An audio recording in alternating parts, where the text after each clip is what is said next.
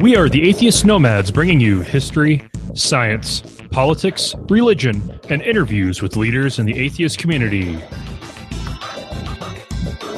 Not all those who wander are lost.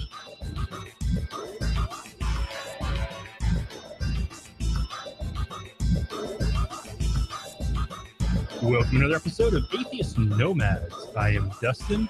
Joining me as always is Wesley. Holy crap, it feels like forever. Yeah, it's been a couple weeks. And joining us once again is my lovely wife, Lauren Studley. It hasn't felt like forever for me. I've had him this whole time. Yeah, we took 2 weeks off for Lauren and I to get married and had all the material all pre-recorded and scheduled out. So you, our listeners, did not have to miss out. We, on the other hand, are now a couple weeks rusty. Yeah, it feels weird. Shit. Yeah. And you're not nearly drunk enough yet. No. Oh, I've got a bottle of... Oh, shit. We can't pronounce it. I believe it is Carmelite. Triple Carmelite from Belgium, weighing in at 8.4% alcohol. It is 750 milliliters. Nice. Came with a cork. I've got Diet Mountain Dew. And I'm drinking mine in a Chimay glass. So all proper. Straight from the can. Vodka Straight in from the that can. Diet Mountain Dew? There should be. I just drank a second NOS, so I'm starting to feel it. All right. So how have you been, Wesley? Oh boy. Pretty slow, pretty good.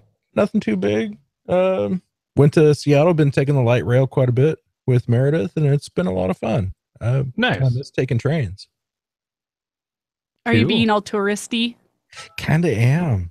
Yeah. That's it's fun, been- though, being touristy in your own town, because you I kind of miss know. out on some of that. We're gonna ride the ducks really soon. Have you heard of those? No. No. Are See, they like it's, really big ducks? No, I wish. Like the size of a horse?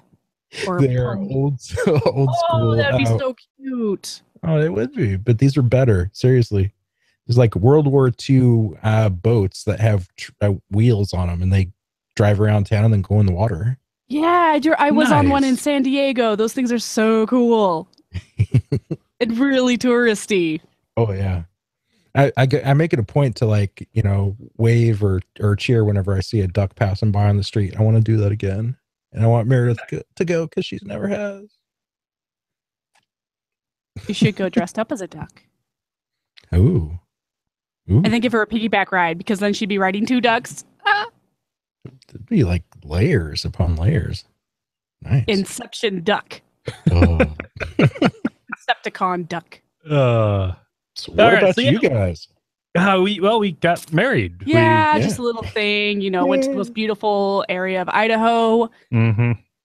Yeah, when you see pictures of Idaho and it looks just absolutely gorgeous and rugged and amazing, that's Stanley, the Sawtooth Mountains. Yeah, not the And- potatoes. That's southern Idaho. Nobody likes that part of Idaho.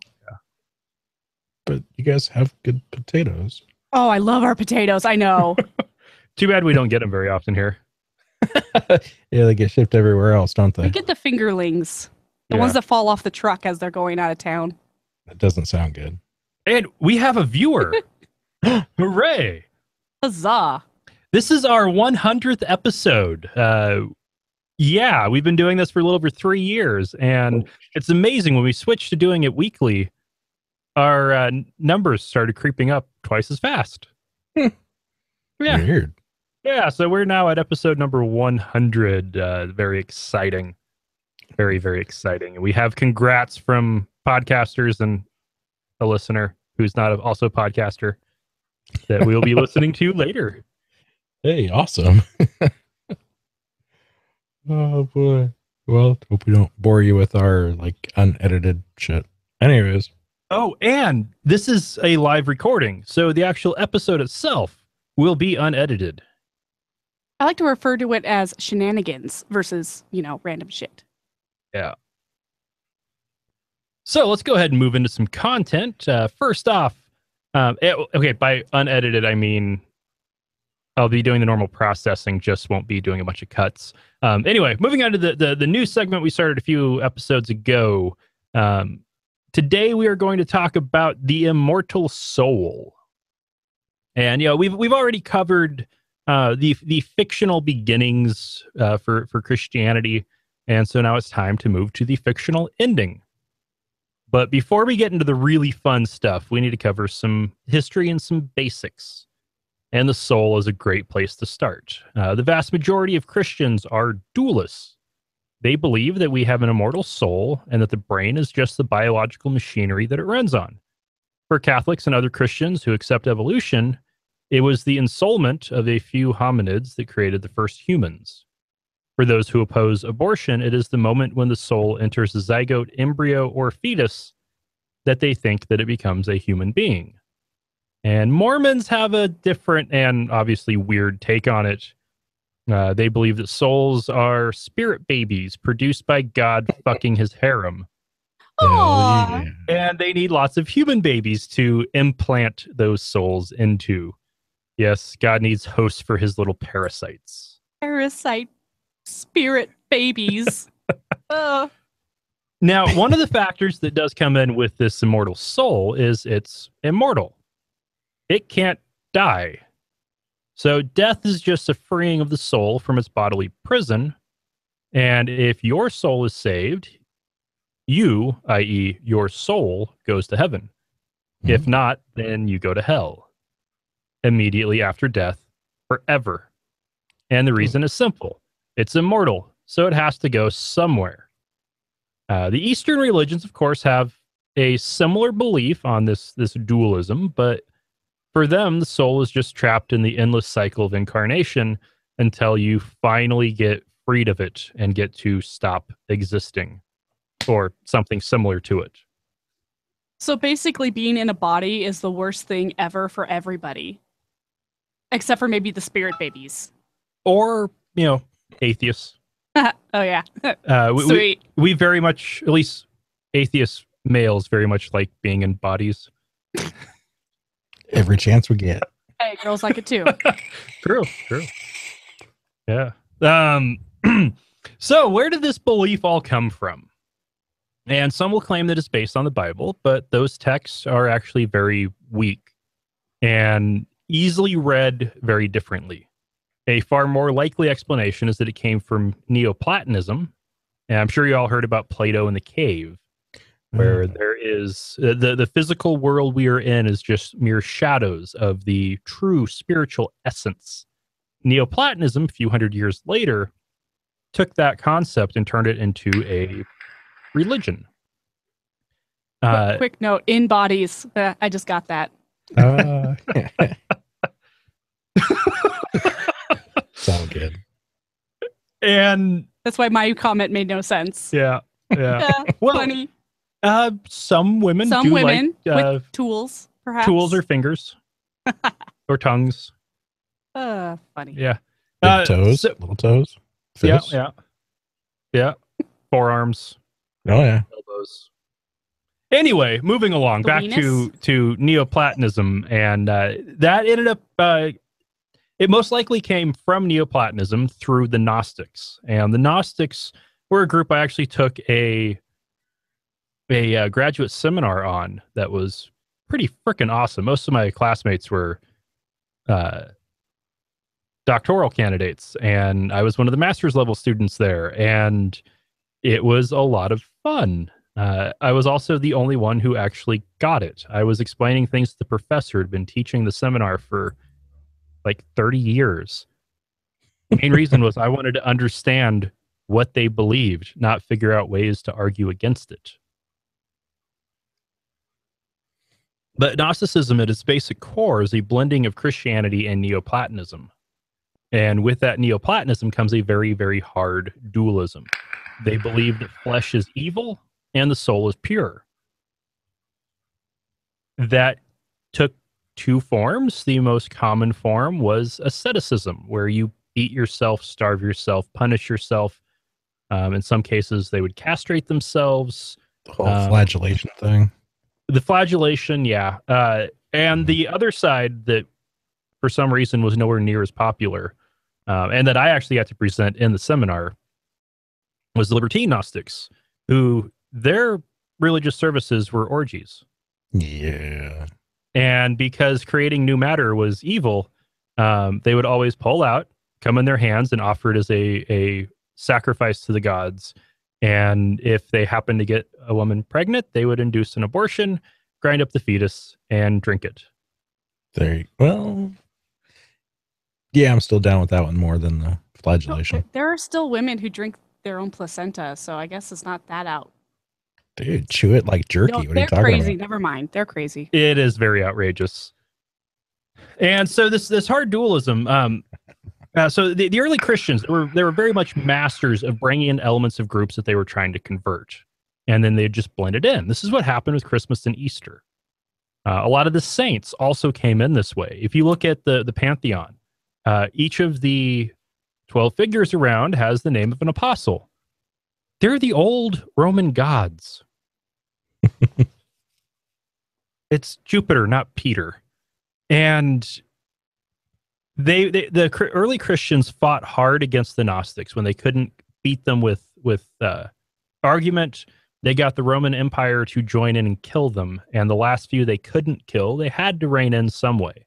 And most likely they did that by tying in the rest of that dualism, along with a little bit of asceticism, Catholic priests whipping themselves, self-flagellation, horrible, crazy. Sounds like thing. they'd enjoy getting, killed. And yeah. And now I also said that most Christians, believe in a soul. Not all do. The most notable examples would be Adventists and Jehovah's Witnesses. They both believe that a living body is a soul, not that it has a soul. And that once you die, you cease to exist until you're reanimated at the second coming of Jesus, if you were saved, or right before the final judgment, if you're not. And since they don't believe there's anything immortal there, if you're on the wrong side, you just burn up and you're gone. One nice thing is, at least from my background as an Adventist, if it turns out that I'm wrong, the only difference in my fate compared to if I'm right is that I'll find out that I'm wrong. Yeah, they have got a little ha-ha moment that God has before he sets you aflame. well, better than living on forever and ever. Yeah. That Ever. really sounds fucking boring. Ever. But we will get more into all of that later. So it'll be a fun little series on the end of days. Well, so animals don't have souls? Most dualists do not believe they do. They believe that's something special about humans. Look at him. Look I into his know. eyes. The camera needs to look at him. That has a soul, people. I don't have a soul, but this does. This little dog. Now, the Oh my Eastern God. religions do believe that animals have souls and that you can be reincarnated as an animal. Yeah. All right. So we've got some congrats to play, and then it'll be time for This Day in History. Yay. Are we gonna listen?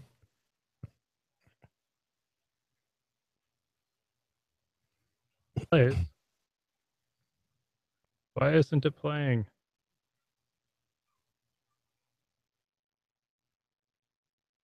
Hey guys, this is a fan of yours. Just call in to say you're awesome. Hey guys, this is Tucker from the Atheist in the Trailer Park podcast. And since you guys are one of the inspirations for me starting my own podcast, I feel it's only fair that I congratulate you on your 100th episode. Keep up the good work. The more of us out there doing this kind of stuff, the better we all are.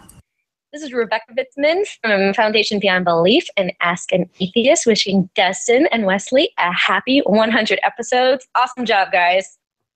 Yay! Hey, Dustin and Wes, this is Paul from the Chronify Me podcast. I just wanted to say, long is the road you have traveled. Many are the challenges you have faced along the way, and many more you will face as you continue this trek in pursuit to know the unknown. There may be days when you feel like you march alone, but know there are thousands of warriors around the world who silently walk alongside you, who follow you as you lead them toward an enlightened world. Though the journey is fraught with struggles, you keep marching, and for that, I raise a goblet of mead in your honor. Congratulations on slaying 100 episodes, and may our paths cross again before the sight of 200 fills your blood-stained eyes. Huzzah, my brothers. And to my fellow nomads, are you interested in hearing stories of those who have left Islam? Are you interested in being edutained on stories from around the world, but with a twist? Have you ever wondered what that crazy Quran actually says? You can hear all of this and much, much more on my show, Quranify Me, which you can find on iTunes and Stitcher, and when I get bothered, YouTube. Find all the information you need over at www.quranifyme.com. That is spelled QURANIFYME.com. Peace.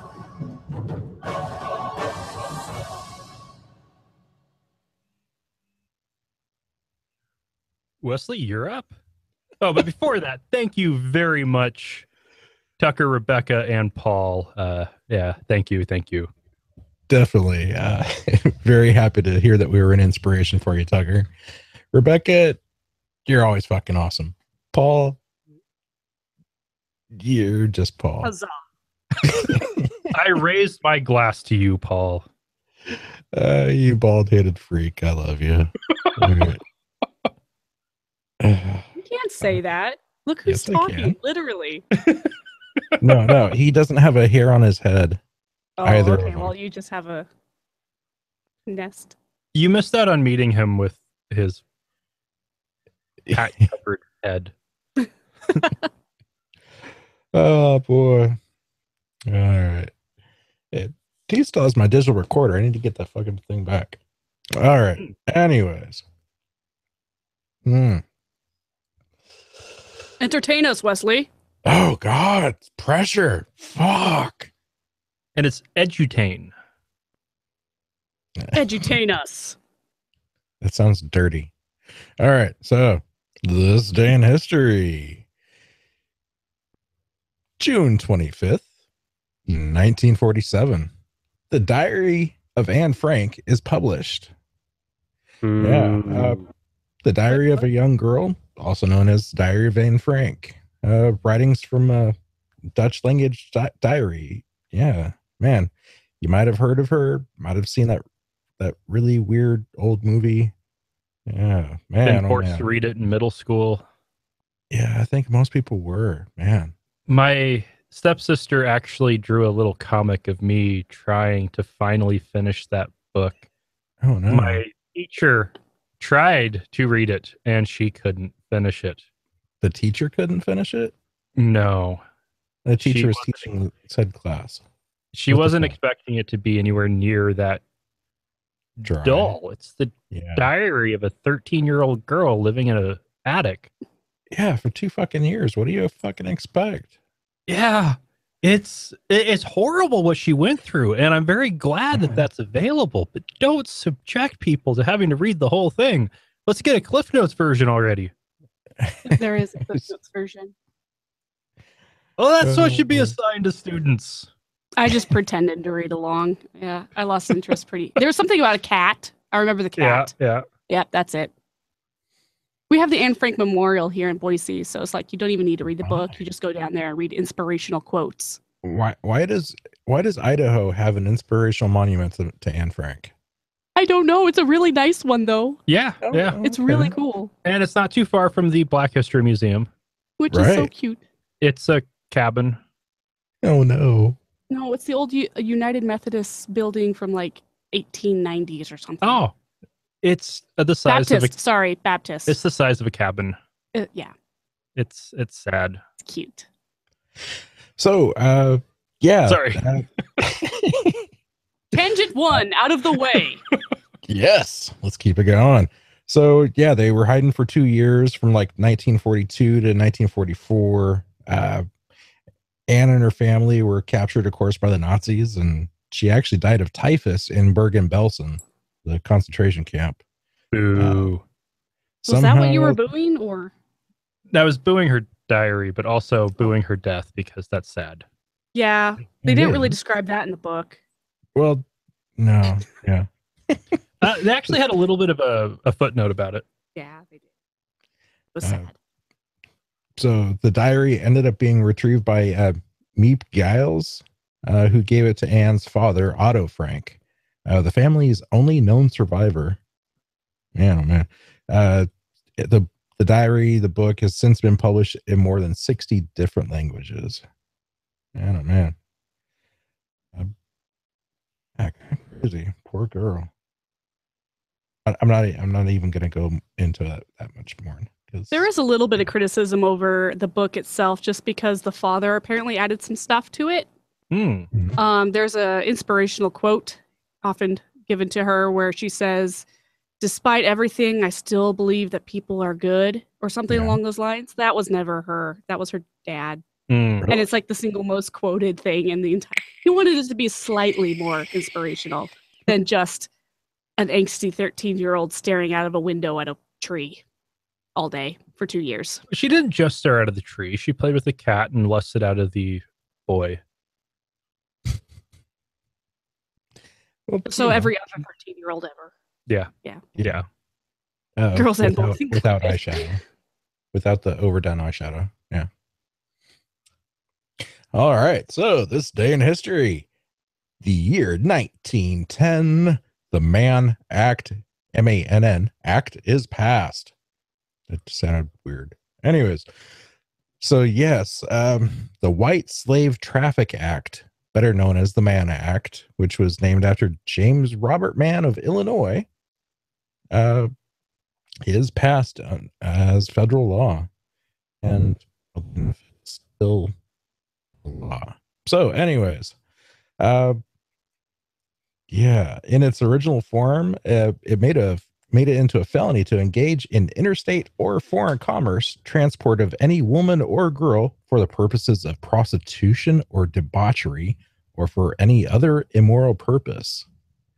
Yeah. So it's legal to traffic Asian women in to work in nail salons, but not massage parlors? It depends on if you call it immoral or not. And that's where a lot of the problems came up, because immoral is, kind of vague. Nothing. You could say anything is immoral from one point of view or another. So, yeah. Because I would say because of that, word immoral, this got overused and abused quite a bit for many, many decades, especially by all those horrible, big, strong, strapping black men, taking white women, all them white women's across the borders. Yeah. More on that later. Yeah, coming up actually in just a second here. Spoilers. Foreshadowing. Oh. Yeah, there's been some fairly famous names that have gotten investigated, you might say. Oh shit. Not that. And unfortunately, say that my notes have never showed up from work. I had to recreate them.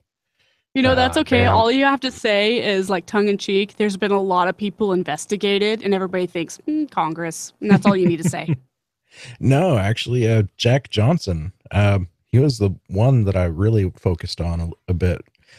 Black boxer, way back in the day, whooping everybody's ass. Had a white girlfriend and got busted for it. Whoa. Oh yeah. That sounds like bullshit. Sounds like racism. What? Yeah. In October 1912, Johnson was arrested under the Mann Act. It is generally acknowledged that the arrest was racially motivated. A presidential pardon was requested in 2009. Wow. Charlie Chaplin got busted.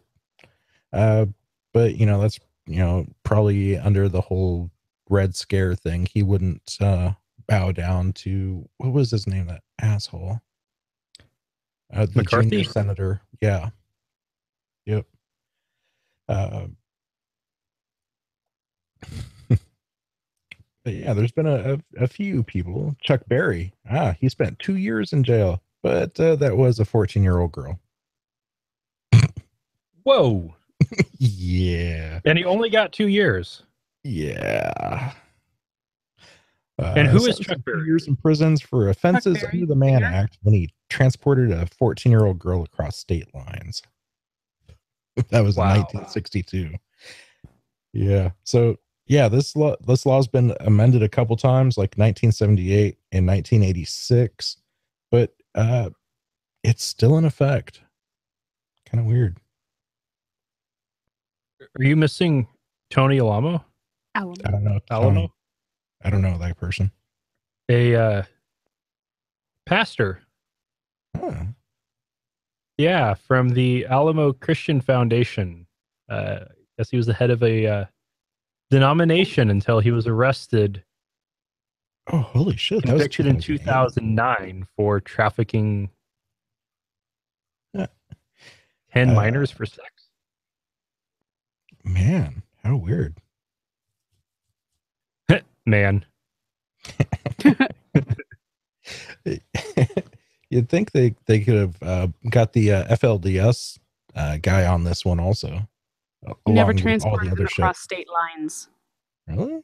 Okay. Yep. Very careful. Hmm. Yeah, you want to get the women over while they're pregnant. So they can have the babies there. Yeah. Yeah. Barefooting in the kitchen, making sandwiches. So, this day in history, 1961, Ricky Gervais is born. Yay! Yay! That's all. This day in history, this day in history, 1976, the Missouri Mormon extermination order is rescinded. So, yeah, this is Missouri Executive Order number 44. Yeah. So, I'm gonna fucking nail this name. I know it. This executive order was ordered on October 27th, 1838 by the governor of Missouri, Lilburn Boggs. Fucking nailed it. I know it. Yep. This was issued in the aftermath of the Battle of Crooked River, which was a clash between the Mormons and a unit of Missouri State Guard. Yeah.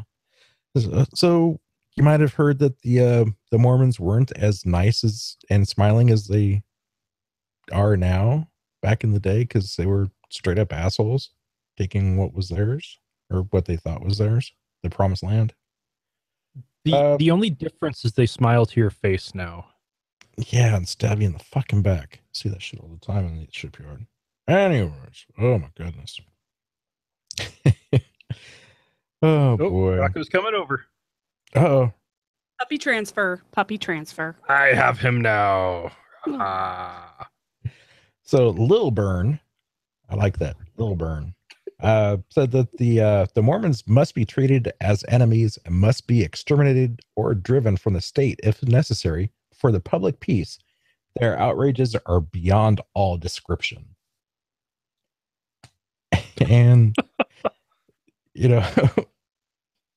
man, I mean, say the Mormons fucking had it coming, but still, it's kind of fucking funny that it took until 1976 when Missouri Governor Kit Bond formally rescinded it and gave an apology.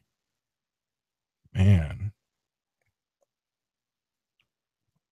but there were fights on both sides. Fucking Mormons, like they went underground or straight pretty much to your neck of the woods over in Utah after that. Yeah, well, they didn't have anywhere else to go. Everybody else had the militia on their side kicking them out. And then, of course, they came out here and got kicked out by the natives. So it was just, let's choose this big alkali lake where nobody else wants to be. Yeah. Where no one in their right mind would ever want to be. But it worked out for them. Yeah. Then they started colonies and had their own militias and yeah. Oh boy. Anyways, and another little interesting tidbit. 10 seconds. This day in history, 1978, the LGBT rainbow flag, pride flag, is first flown at the San Francisco Pride Festival parade. Nice. Festival. Yeah. Which me, Meredith, and a whole bunch of our kids at the Atheist and Gnostics are gonna go to Seattle on Sunday for our pride. Nice. This past Saturday, I carried the banner for the Treasure Valley Coalition of Reason in the Boise Pride Parade. Nice. And rally. We're just gonna sit on the side and get really fucking drunk and then play in the water fountain afterwards. Nice. Yeah. All right. Hopefully I'll get to take pictures with Batman again. Oh, your favorite people were at our parade right by us at the end. Ooh. Two Really? furries. Nice. Yeah. A whole bunch of people saying, "Oh, I love furries." Well, yeah. Furries are great. Especially when they get in puppy piles and do things. They start whiffing. Google that. Google whiffing. All right. It is now time for our contact spiel and then more congratulations. So quick Yay. break.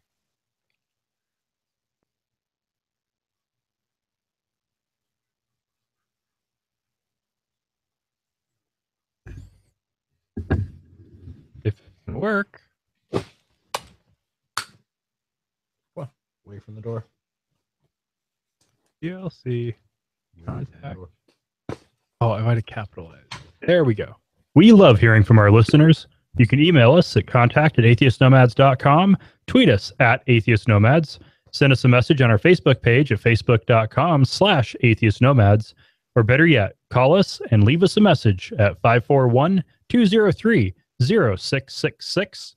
We might even play it on the show. You can also help us out by leaving us a review on iTunes, Stitcher, or your podcast directory of choice. Hey, Wes and Dustin, it's your friend Robert Ray from Way Too Many Things to Mention here. Just want to congratulate you on turning 100. You know, you guys don't sound that old. Seriously, though, love the show. Here's to at least 100 more. Congratulations, Dustin and Wesley, from all of us here at Wrathful Studios in Wild, Wyoming. We're so happy you've reached the 100 episode milestone. Here at Waiting for Wrath, we wallow in the worst and ridiculous headlines, magoo jokes, and beer. Lots and lots of beer. So wander over to waiting4wrath.com or follow us on Twitter at 4wrath. Congratulations, guys. Alliteration.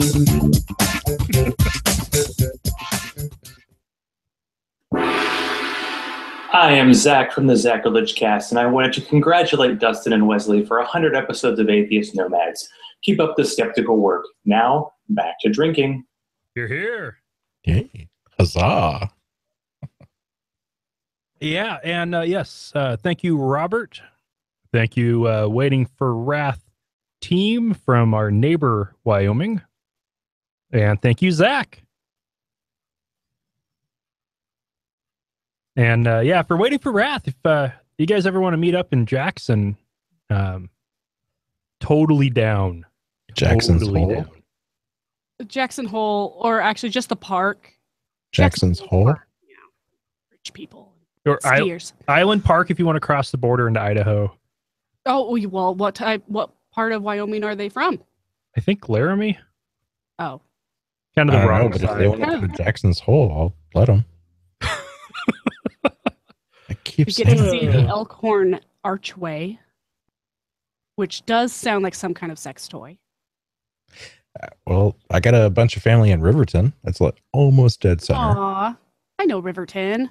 All right, we just lost our third viewer, so it is time to move on to science and technology. Oh, number 3 is back! Yay, number 3! Keeping this energy up, the Philae lander is awake. Yay, Philae! When Philae landed on Comet 67P back in November, it bounced and it came to a rest against a cliff. Shortly after that, it lost contact with the Rosetta orbiter. On June 13 and 14, contact was restored, and it was confirmed that the batteries had warmed up enough to be able to charge. They also got information that it was operational in May, just couldn't make contact. And so the team is now looking to adjust Rosetta's orbit so that it can make contact a bit more consistently. So not only is it awake, but it's also received an extension on the mission. So it's officially received 9 more months of funding and teamwork to keep it going. So very exciting. Awesome. You know, the space missions always have a tendency to get extended. Yeah, it's kind of like once you get it out there, might as well just keep going. Yeah, if it's until working. It dies. Yeah. Literally just is dead. Yeah. We'll never forget you, Rover. And in this case, joke in there somewhere. We shot a freaking rover into a comet. That is kind of fucking cool. It's kind of like shooting a BB at a bullet. Not only that, but at the end of the 9 months, they are going to do a big finale and crash the orbiting part back in, so it can be with its little lander partner forever. Aww. And then they'll get to return to the frozen wastelands for another 15 or so years. Oh, we just got what? Not that, no. Oh, the notification was on the phone. Crap. I have a program that KDE Connect that displays notifications on my computer from Cassandra Clare. Oh, hey. Congratulations! I am so glad you guys have made it to 100 EPIs. I contribute at least half of my social political awareness to you guys. Keep up the good work and hope to hear at least 100 more. Oh, God. Thank you, Cassandra. I love you, but oh, God. Please don't use us as your source for all that's great and awesome in the world. I don't think source, inspiration. At least you guys check your sources, usually, sometimes. Right? Oh, sure. Wikipedia. Yeah, well, the history stuff, yeah, but nobody wants to. Oh, no. Checking sources on historical stuff. No. Let's go ahead and move along. Bye, Philae. It's just fun to say. Philae. The American Chemical Society is a congressionally chartered independent organization responsible for about 50 journals. And they are now doing a series of science YouTube videos, since obviously good science must be on YouTube. Yeah, YouTube it. And they have taken on aspartame. The fears are mostly based on 2 metabolites, methanol and phenylalanine. Methanol can produce formaldehyde, a known carcinogen, but at levels that are orders of magnitude lower than what the body naturally produces and consumes, which sounds kind of like some of the fears around electronic cigarettes. And it tastes so good. Oh, doesn't it? The other, phenylalanine, is in quantities about 8 times lower than milk. So it's definitely not seeping into our brains and causing depression. Now, I actually made the mistake of reading some of the comments on this PBS NewsHour article. And one of the people was pointing out the absurdity of comparing it to milk, because pound for pound, there's a lot more phenylalanine in aspartame than milk, which completely defeats the purpose of any kind of logic, since the logical measurement of aspartame would be about what you'd find in this. You took my soda.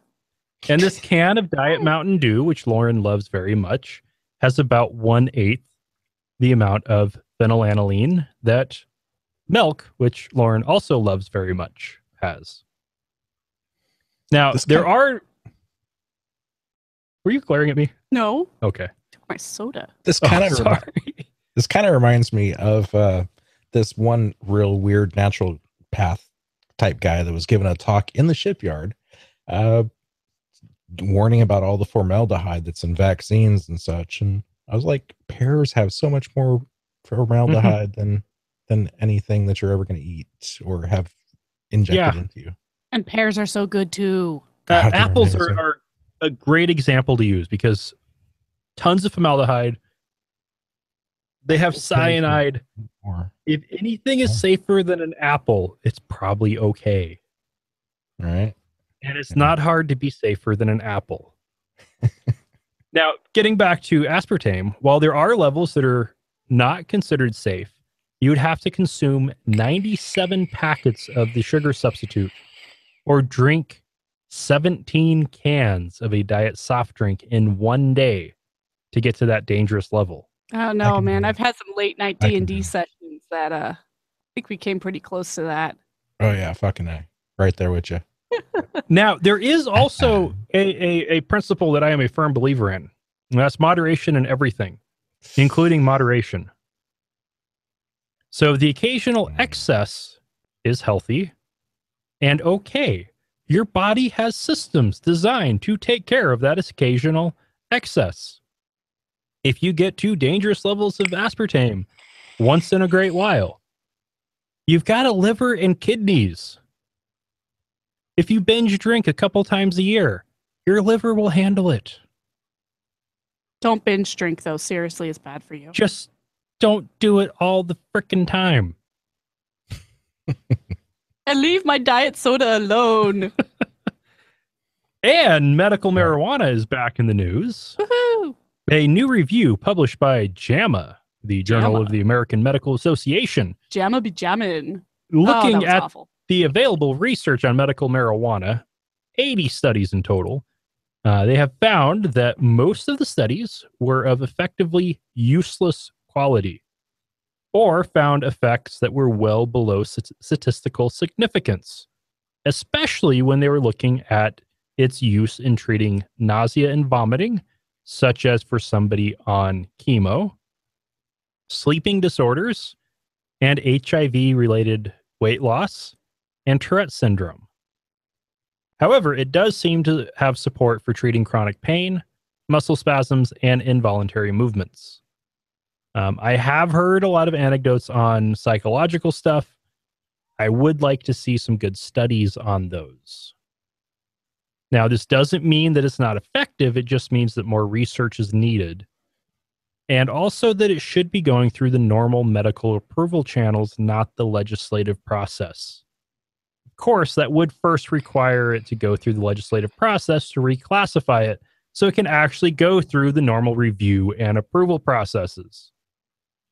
And while we're on the topic, we might as well fucking legalize it, get some tax revenue, not screw it up like Washington has, where the black market is still alive and well because they went with trying to get too much tax revenue. Don't be greedy. Put the black market out of business. Get the dealers and the drug cartels out of our frickin' country and let people live their lives. So why are you calling it a black market? Why you got to be racist? Ooh, too soon.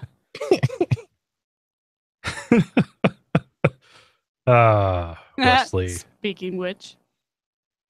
And now it's time for another break, and then we will be back with politics and religion. And this is news.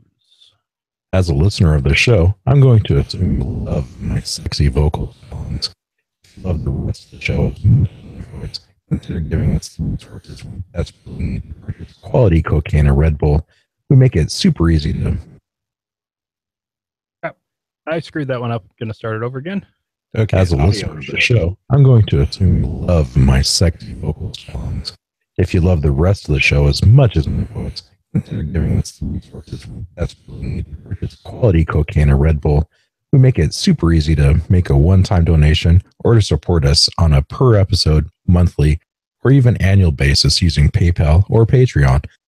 Find out more at atheistnomads.com. use the links on the right side of the page. $1 an episode is all we ask. Hey, Dustin and Wesley. This is Ben Meyer again. I listened to your guys' podcast, and I was so excited. That really, really made my day to hear the feedback that I put on for you guys. Anyways, how I found out about the show was like I mentioned before. I'm a newly discovered atheist, and before I had been going to different atheist meetings here in my hometown of Omaha, Nebraska, and through meetup.com with a buddy of mine, a really, really good friend.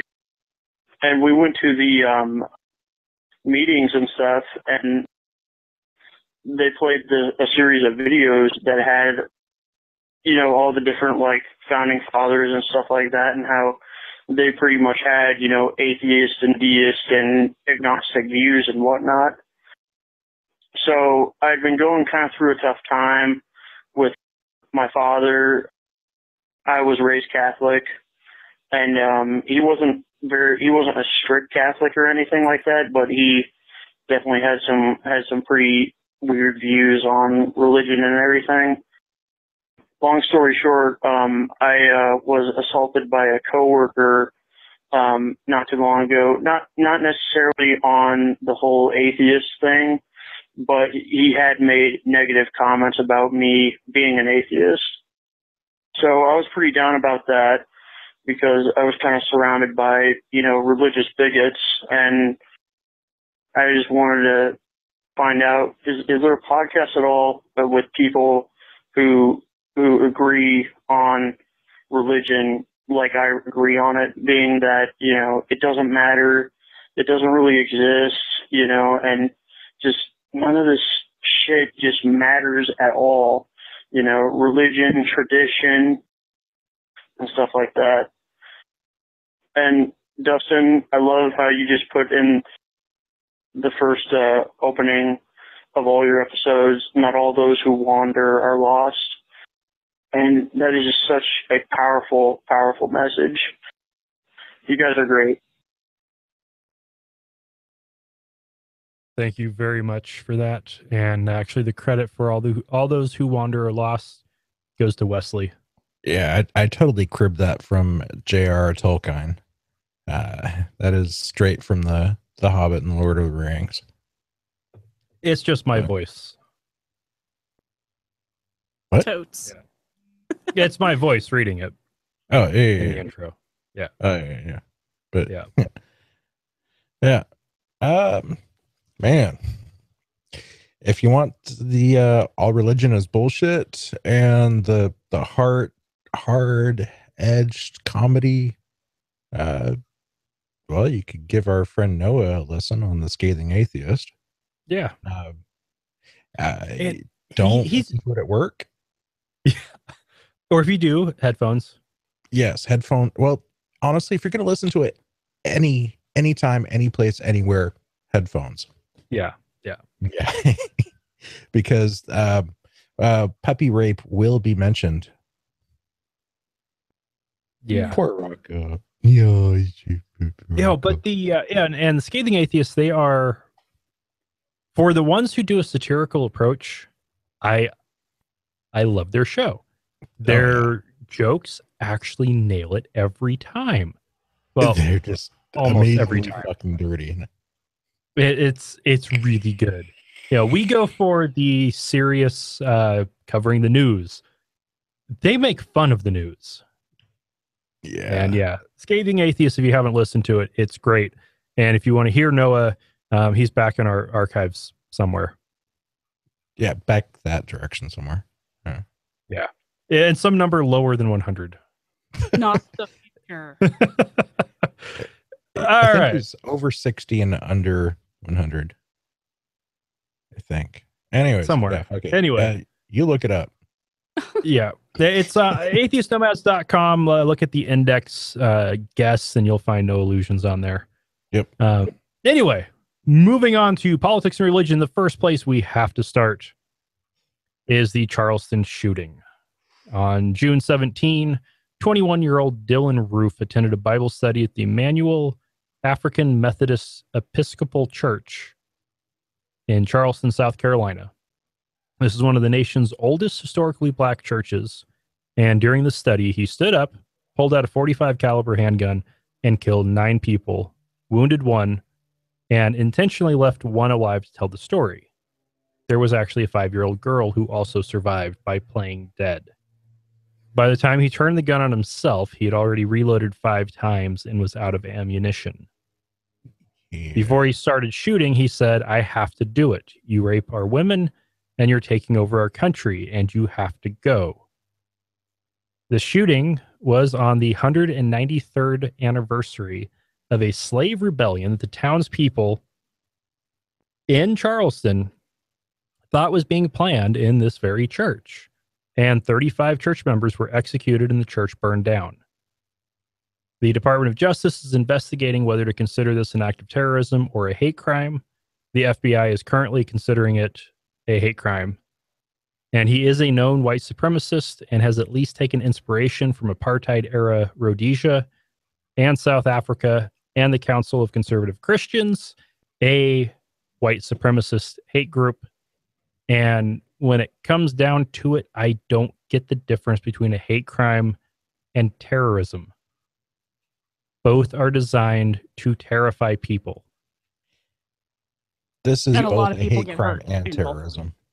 The only difference I can see between them is terrorism is designed to, if there is a true distinction, it terrifies everyone, whereas a hate crime only terrifies one group. But I think that's a bullshit distinction. One group or one person. I would say in general, the distinction is the number of people affected. Hate crimes are, generally one person. Well, a minority. In this case, designed to scare blacks. I would still call this both a hate crime and terrorism. Yeah. But I would focus on calling this a domestic terrorist. Mm-hmm. And it's also another example, and we have talked about this before, of right-wing Christian terrorism in the U.S. That gets no play. No, none. It's always chalked up to being a single nut job. Fuck. They're not. They are tied. I'm not trying to sound conspiratorial here, but there is an actual conspiracy going on to terrify blacks, gays, liberals, and other people that conservative Christians don't like. And it's amazing they aren't going after atheists yet. Yeah. On a high note, we're not the most hated, least electable group anymore. Yeah, screw you, socialists.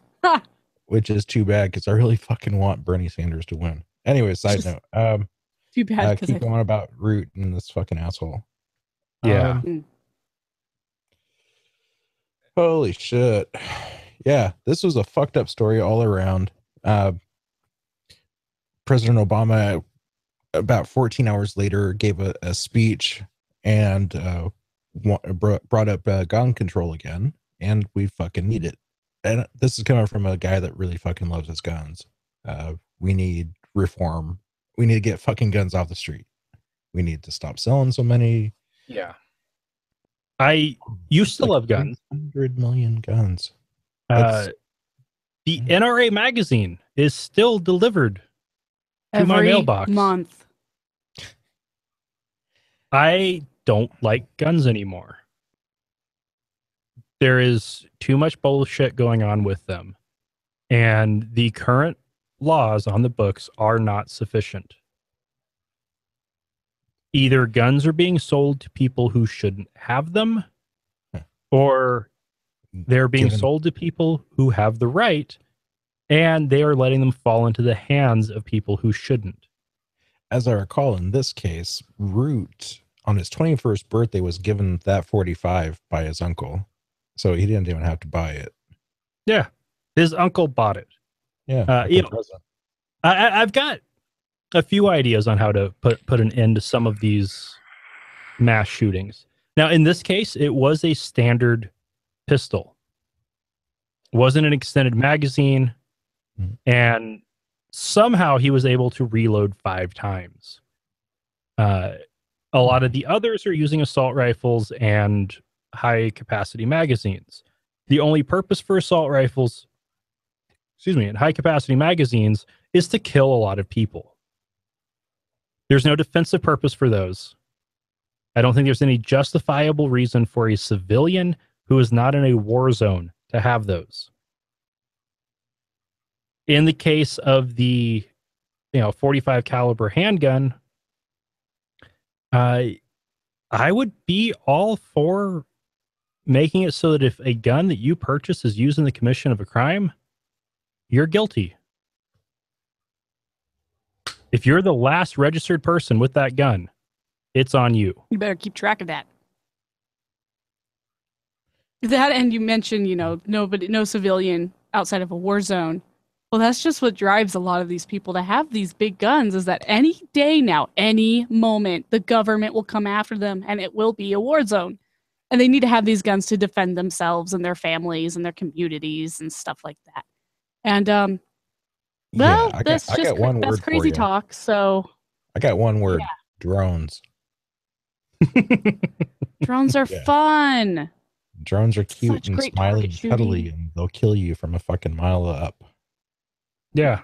Now we had missiles before that. If anybody is so delusional to think they can fight off the government, just keep in mind at that point, either the Constitution has been thrown out or you are actively engaged in rebellion, which would allow the president to send the army in. Bundy. And if you've got the army coming for you, the United States Army, special forces with snipers trained on you, infantry with a whole bunch of guys with assault rifles, tanks, the Air Force getting called in, drone strikes. Are these people stupid enough to think they could actually defeat that? To be fair, all the M16s, all the ARs, essentially, that the Army checks out are really shitty. The special forces actually buy their own. Well, it doesn't matter. You have 1,000 people throwing dead weight guns at civilians. It will eventually knock a couple civilians out. The point is that this is not going to happen here. It's maybe that's naive and ignorant on my part, but we've had it pretty good for the past 250 years. Unless something really bad happens the next, another 200, I think we're going to be all right. Well, and another thing to keep in mind is, in the event that the president actually manages to pull off suspending elections. Thanks, Obama. You know who's not going to stand up for that? The military. Right. Their oath starts with swearing to protect and defend the Constitution. If that is being seriously and grievously violated, they would be duty bound to stop that. And if they didn't, governors could call up the National Guard to say, yes, we will be having elections. And, guess what? The federal government doesn't actually control elections. It's the states that do. And the rest of the country is stuck with Idaho. That's all right. Idaho. That's okay. Mississippi gets us. Anyway, killing black people is bad. Fellow white people, stop. Please stop. Holy shit. Using guns for bad purposes is bad. It ruins it for the rest of the people. So knock it off, gun nuts. Yeah, just go kill some whistle pigs. They have plague here anyway. I like to target shoot, and you're fucking it for me. At the range. Those clay doves are not going to shoot themselves. God. Yeah. And all right, let's go ahead and move on to the next story. The federal government is at it again, trying to take away our democracy by announcing that the $10 bill will be redesigned, starting a new theme on democracy, featuring a notable woman.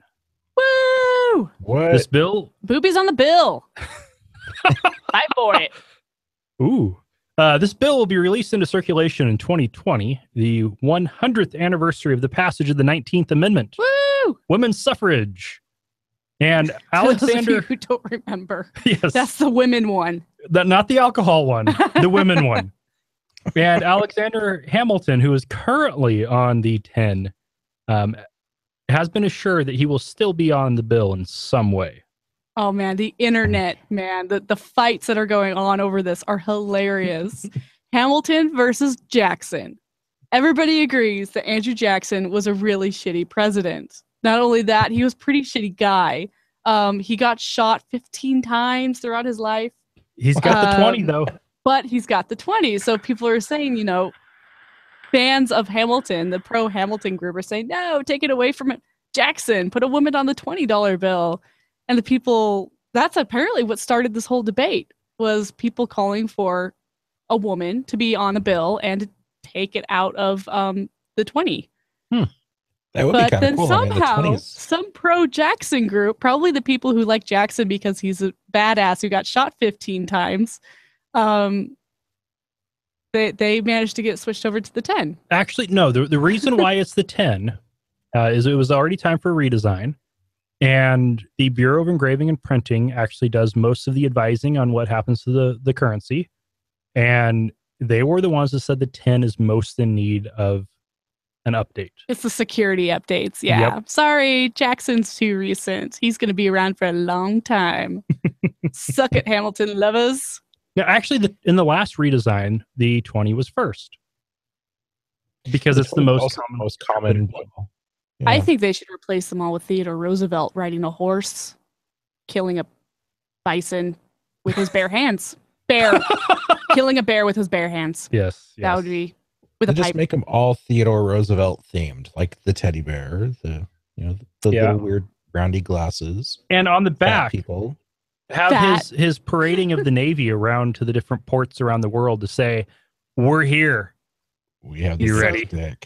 Yeah, I mean, I'm a fan of Jackson just to spite a friend of mine who hates Jackson, but Theodore Roosevelt, he's got my heart.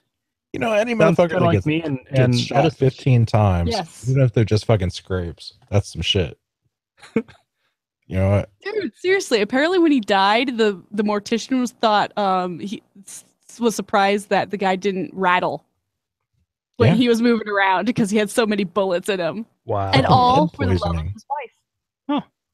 Every time somebody said even a slight remark about his wife, he would go to fight, even though he was having lots of mistresses. But he loved her, so he took a bullet for her every time. Okay. There's gonna be some serious fucking lead poisoning there.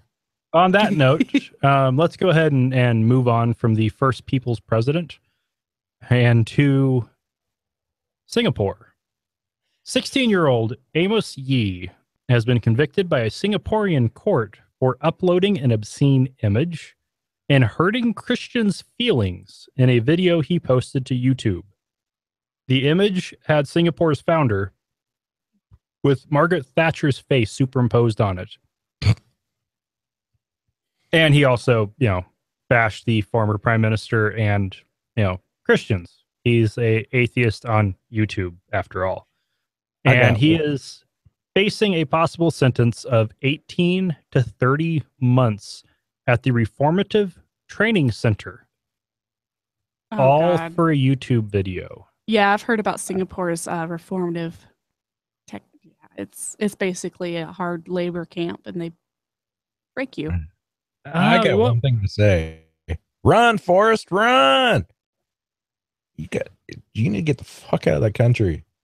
Well, that just goes to show that, no matter how nice a country may seem from the outside, they're nice and clean for a reason. It's because they're super strict on these things. And I'm really surprised that they cared at all about some 16-year-old ranting about Christians. Yeah. He's going to have to do drills. Really easy. He's going to have to go to structured rehabilitation programs, do foot drills, and go through counseling. And he will not have any contact with adult prison inmates. But it sounds kind of like brainwashing. Reformative training. Yeah. Hey, you actually we passed one of those. You pointed out Project Patch. Yes. That is basically reformative training, and that is They make you go out and they isolate you and make you do hard labor until you're exhausted, and then they just then they just yell at you. Project Patch out in Garden Valley, Idaho. Beautiful, beautiful area.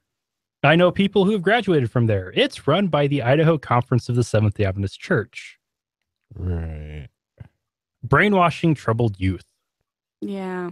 Those kids really don't have a chance. They're not allowed to leave until they agree. Till they love Jesus enough. Till they love Jesus. Open their hearts. And are ready for the second coming. And to help get people ready for loving Jesus, the Christian News Network is currently doing a fundraising drive so they can produce solar-powered audio Bibles in Arabic and Kurdish for Iraqi refugees. They are doing this because of how heartbreaking the plight of these refugees, victims of religious extremists, is. And they think that what they need more than anything else, more than food, more than water, even more than shelter, is the wonderful Word of God. Trademark pending.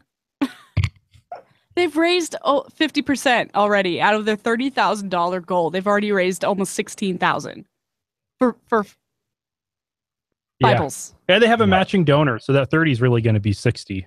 You sons of bitches. Yeah. Because They're starving so gonna get people, shot.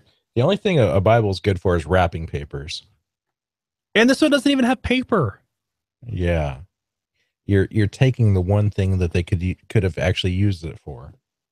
And I think one of the problems here, and I don't have data to back this up, but they claim that most of these refugees are illiterate. Where are they getting that from? Iraq. They're illiterate in English. At least the language that matters. At least until we showed up, they had a pretty decent educational system. I had a professor at the seminary who was a graduate of their system.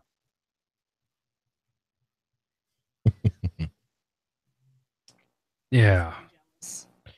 And for our final news story. A invite to Atheist Analysis number 15. Debate. David Fitzgerald, our former guest of a couple times, friend of the show, versus Christian Max Mills on the historicity of Jesus Christ. Very nice. Very nice. All right. Natalia Menendita is a former student at Delaware State University who withdrew after losing her volleyball scholarship. And she claims that she lost this scholarship because she objected to her coach requiring church attendance and Bible study participation. She's now suing the school coach and athletic director. Quite interestingly, she is now a former student. The coach is now a former coach, and the athletic director has taken another position, so is now the former athletic director. Allegedly, Coach Lakeisha Killingsworth required all of her players to attend church with her at Calvary Assembly of God, a Pentecostal church, and would put church on the official team schedule along with practices and matches. She also encouraged members to join the Fellowship of Christian Athletes and attend their Bible studies. And after Mendita wrote a letter to the coach about her concerns, she started trying to find excuses to kick her off the team. Regardless of whether or not that's why she was kicked off the team, if the allegations are true, this is definitely a very serious First Amendment violation. Yeah. Did you say the coach is gone? The coach has moved on to a new school. No, she shouldn't be having a job anywhere with that. And this is Bucky, our corgi. He's a Bucky. He cares very much about social issues. Mm-hmm. Now, if she was wanting to go to a Pentecostal school, I would say great career choice. Moving to a school where you can actually do what you want, like acquire church attendance. Oh, wait, this school already would be doing that. Yeah, a church school or just a church in general. Yeah. There are places where you can go where you can proselytize the students without breaking a constitutional rule there. But not Delaware State University. Yeah, I'm not going to take what any PE teacher says. You know, I'm not going to take them very seriously because, well, it's only fucking PE. Well, the only problem is that the girl had to drop out. Well, she got kicked off the team after she refused to go to church. And so that's why she lost the scholarship.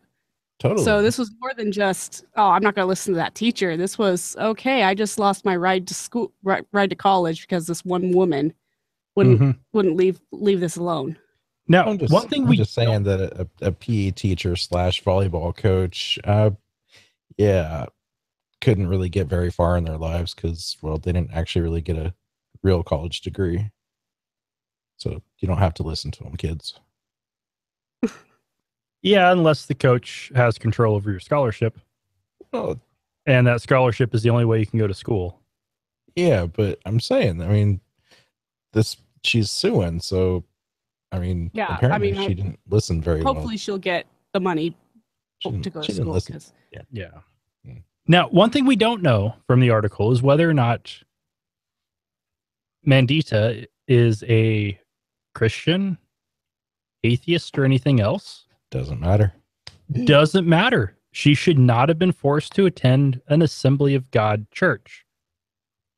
This is the importance of the separation of church and state.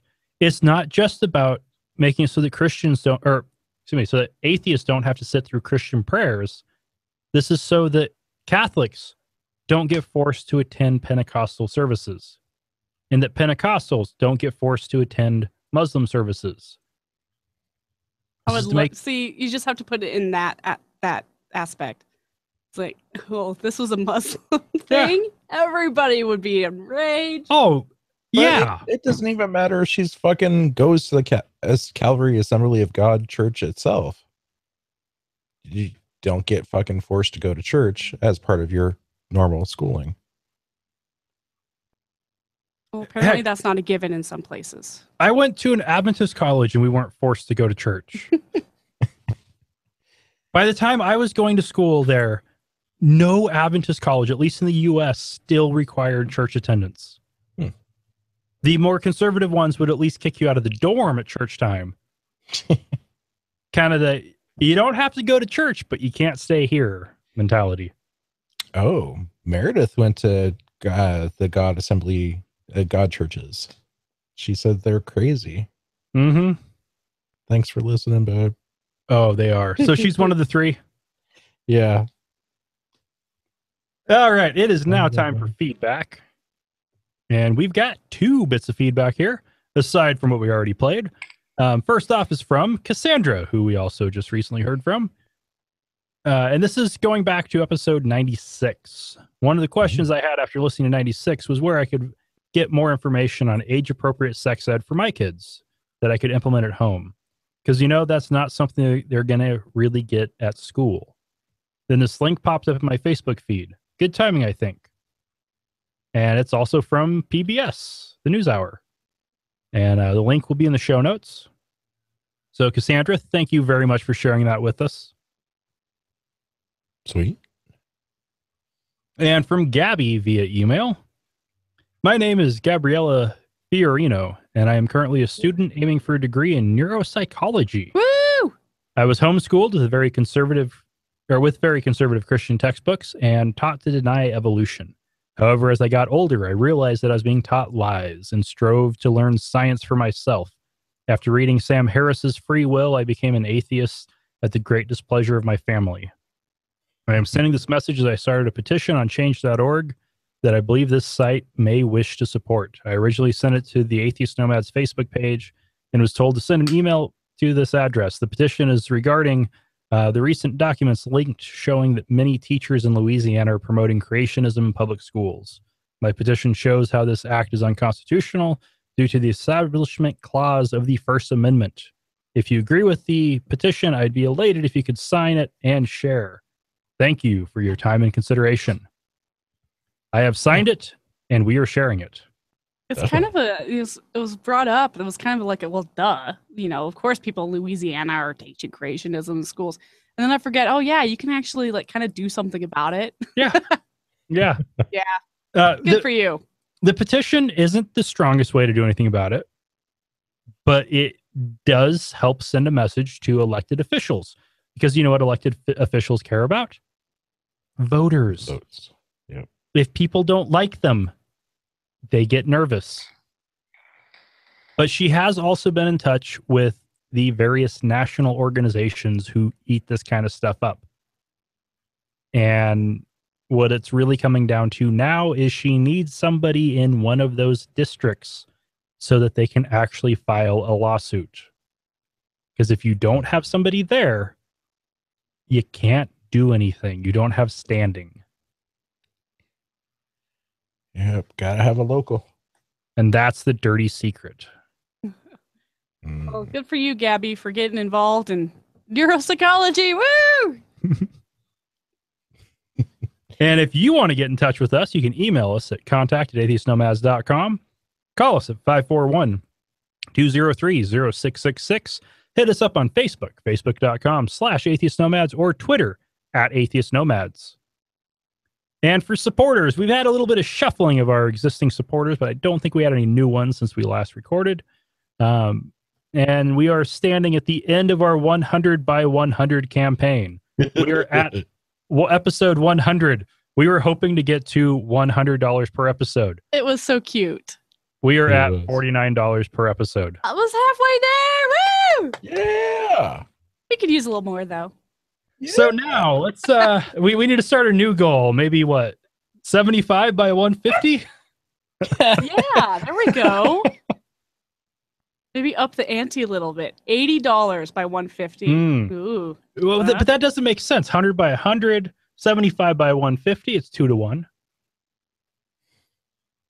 Honestly, if we break 50, You already got half. So if you we break 50, I'll be happy. Come on, guys. Math. Ooh. All right, we are now down to one viewer. We are out of time. I think that's Meredith. Hi, Meredith. So, Lauren, my lovely wife, thank you very much for joining us once again. Thank you, my lovely husband. Wesley. Aw, Meredith. Thank you for joining me for 100 episodes now. This has been a blast. Yeah. Here's to another 400. Oh, jeez. Here. Yeah. Oh, my wife says, geez. Okay, let's shoot for 100 now. To another 100. All right. Here. Oh, sorry. Here's to 200. Jeez, because Rocco's eating my hair and Bucky's barking. And I just... And to all of our listeners, thank you very much for joining us. To our viewer, thank you for still watching. And we will be back at you next week with a special guest interview. Stopping.